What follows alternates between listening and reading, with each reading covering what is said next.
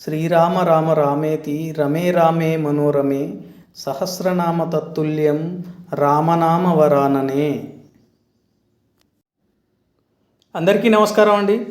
ఈరోజు మరో రామచంద్ర స్వామి వారి ఆలయం దర్శనానికి వెళ్తున్నాను.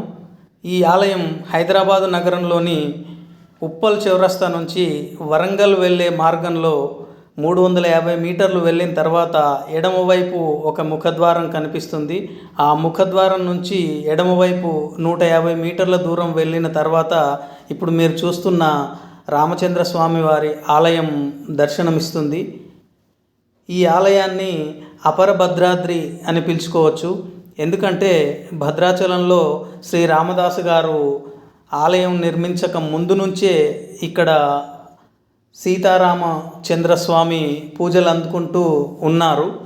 ఇక్కడ రాత్రిపూట మాత్రమే స్వామివారి కళ్యాణం జరుగుతుంది.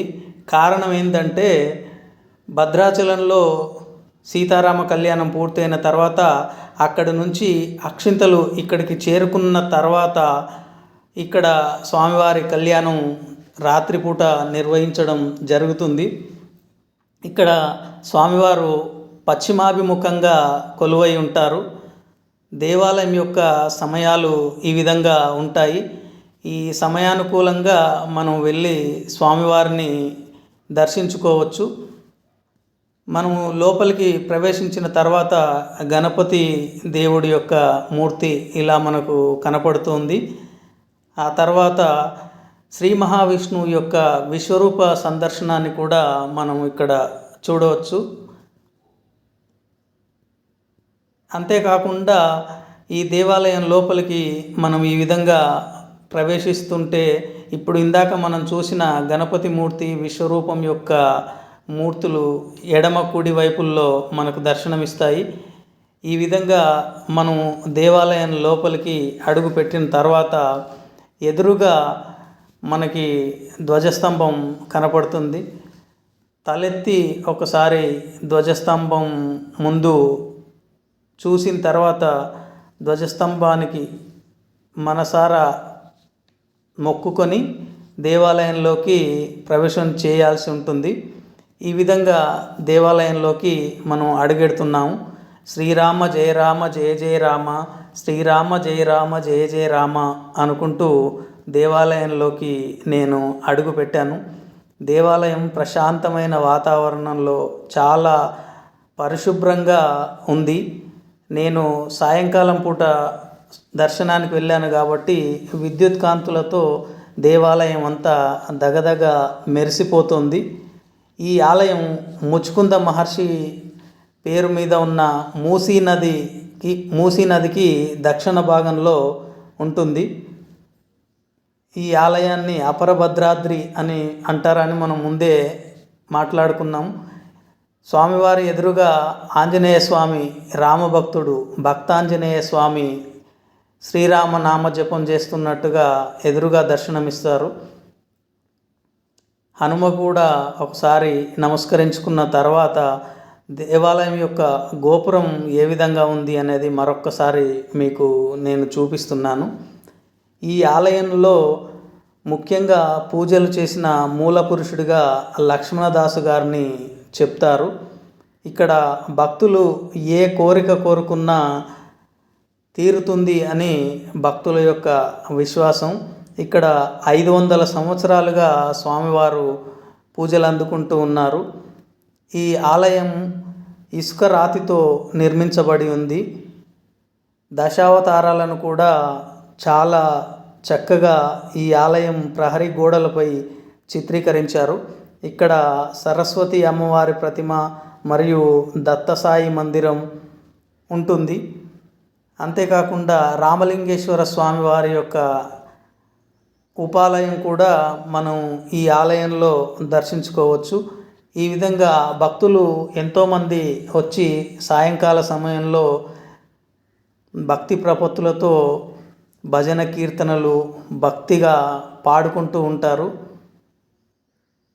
మనసుకి ఎంతో ప్రశాంతత కలిగించే విధంగా ఈ ఆలయం అనేది ఉంది. ఈ ఆలయాన్ని ప్రాతకాలమున మరియు సాయంకాలమున ఎంతోమంది భక్తులు సందర్శించుకుంటూ ఉంటారు. అంతేకాకుండా వయోభేదం లేకుండా ఈ ఆలయాన్ని దర్శించుకుంటూ ఉంటారు. కొంతమంది కోరిన కోరికలు ఎవరైతే పూర్తిగా తీరాయో మరొక్కసారి స్వామివారిని దర్శించుకోవడానికి విధిగా ఈ గుడికి వస్తూ ఉంటారు. ఈ గుడి చాలా మహిమగల గుడిగా చెప్తారు. ఎందుకంటే 500 సంవత్సరాల నుంచి ఇక్కడ స్వామివారు పూజలు అందుకుంటూ ఉన్నారు. ఇక్కడ ఉన్న స్వామివారి విగ్రహాలు స్వయంగా రామచంద్రుల వారే శిల్పి రూపంలో వచ్చి రాచకొండ గుట్టల్లో ఈ శిల్పాలను చెక్కినట్టుగా చరిత్రకారులు చెప్తారు. ఇక్కడ భద్రాచలం నుంచి ముత్యాల తలంబ్రాలు ఇక్కడికి చేరుకున్న తర్వాతనే ఇక్కడ స్వామివారి కళ్యాణం జరుగుతుంది. ఇప్పుడు పైన ఏదైతే మీరు చూసారో పద్మం ఆకారంలో ఉన్నది ఏదైతే చూసారో ఆ ఆకారంలో 12 రాసులు 27 నక్షత్రాలకు అనుకూలంగా ఉండే విధంగా ఆ నిర్మాణం చేయబడింది. సాయంకాల సమయంలో ఈ విధంగా భక్తులు దర్శించుకుంటారు. ఇవి ఆలయం యొక్క పరిసరాలు ఈ విధంగా ఉంటాయి. ఆలయం చాలా ప్రశాంతమైన వాతావరణంలో చాలా పరిశుభ్రంగా నిర్వహించబడుతుంది. ఇక్కడ అరటి తోరణాలు, కొబ్బరి మట్టలతో కట్టినవి, మామిడాకు తోరణాలతో ఆలయం చాలా పవిత్రంగా భక్తిభావం ఉట్టిపడేలా ఉంది. నాకైతే మనసుకు చాలా హత్తుకునేలా రామచంద్రస్వామి ఆలయం నాకు అనిపించింది. ఇక్కడ స్వామివారి పల్లకి సేవతో పాటు నవగ్రహాలను కూడా ఇక్కడ ఏర్పాటు చేయడం జరిగింది. నవగ్రహాలను ఎవరైనా పూజించుకునే వాళ్ళు ఉంటే ఇక్కడ పూజ చేసుకునే విధంగా సౌకర్యం ఉంది. ఇది దేవాలయం యొక్క పరిసరాలు ఈ విధంగా ఉంటాయి. చుట్టూ పచ్చని ప్రకృతి ఉన్నట్టుగానే చెట్ల మధ్యలో ఆలయం చాలా మహిమాన్విత ఆలయం ఇది. పద్మము నాభియందు కలవాడు శ్రీ మహావిష్ణువు అనే విధంగా ఈ ప్రతిమను ఇక్కడ ఏర్పాటు చేశారు. ఇది దేవాలయం యొక్క వెనక వైపు భాగంలో ఇలా ఉంటుంది. ఈ విధంగా మనం కాస్త ముందుకు బయలుదేరినట్లయితే ఇక్కడ జ్ఞాన సరస్వతి అమ్మవారి దేవాలయం కూడా ఉపాలయంగా ఇక్కడ ఉంటుంది. ఇక్కడ దత్తసాయి మందిరాన్ని కూడా మనం దర్శించుకోవచ్చు. ఉపాలయాలుగా ఇక్కడ ఏర్పాటు చేయడం జరిగింది. దీనితో పాటుగా ఇంకా కాస్త మనం ముందుకు బయలుదేరినట్లయితే ఇక్కడ మంత్రాలయం లో ఉండే రాఘవేంద్ర స్వామి వారి యొక్క ప్రతిమను కూడా ఇక్కడ ఏర్పాటు చేయడం జరిగింది. అటు నుంచి మనం ముందుకెళ్తే దేవాలయాన్ని సర్వాంగ సుందరంగా రంగులతో తీర్చిదిద్దారు.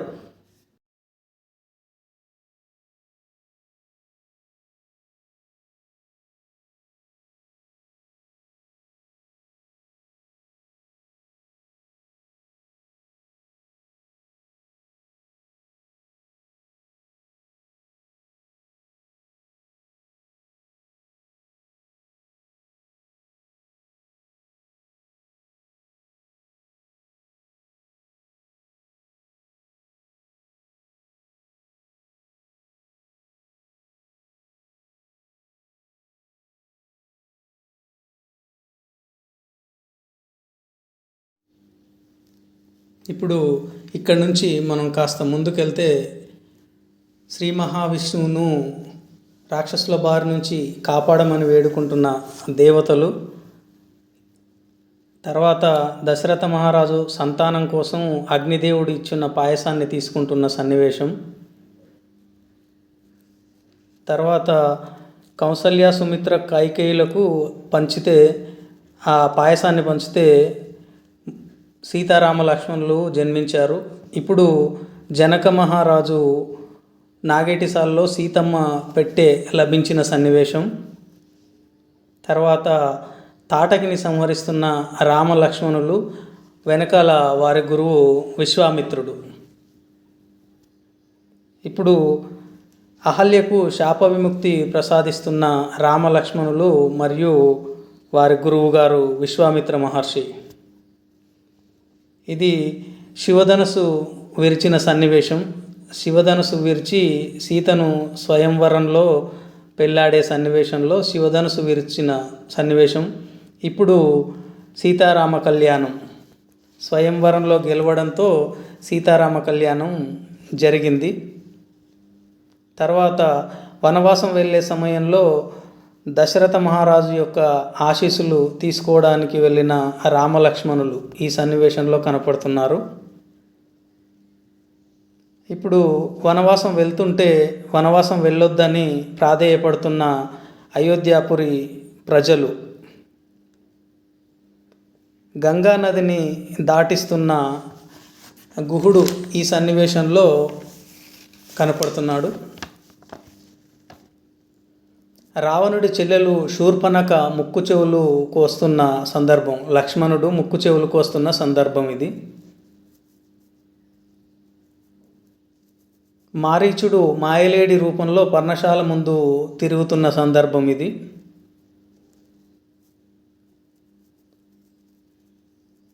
భవతి ఇప్పుడు లక్ష్మణుడు లక్ష్మణ రేఖ గీస్తూ ఈ గీత దాటి బయటికి రావద్దమ్మా అని పర్ణశాలలో గీత గీస్తున్న సందర్భం ఇది. ఇప్పుడు రావణుడు భవతి భిక్షాందేహి అంటూ మాయ రూపంలో వచ్చిన రావణాసురుడు సీత ముందు నించొని ఉన్నాడు. ఇప్పుడు శ్రీరాముడి యొక్క నిలువెత్తు రూపం మనము చూడొచ్చు. ఇక్కడి నుంచి కాస్త ముందుకు కదిలితే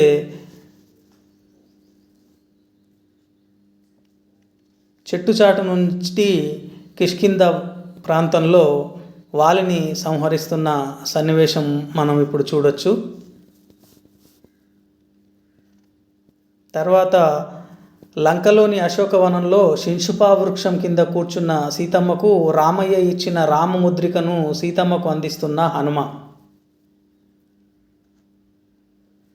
దేవతల శిల్పి అయిన విశ్వకర్మ కుమారుడు నలుడు వానరుల సహకారంతో రామసేతు నిర్మిస్తున్న సందర్భం ఇది. 5 రోజుల్లో నిర్మాణం పూర్తి చేశారు. ఇప్పుడు రామరావణ సంగ్రామం ఇది 13 రోజుల పాటు జరిగింది. పాల్గొన్న కృష్ణ అమావాస్య రోజు రావణుడు రాముడి చేతిలో మరణించాడు.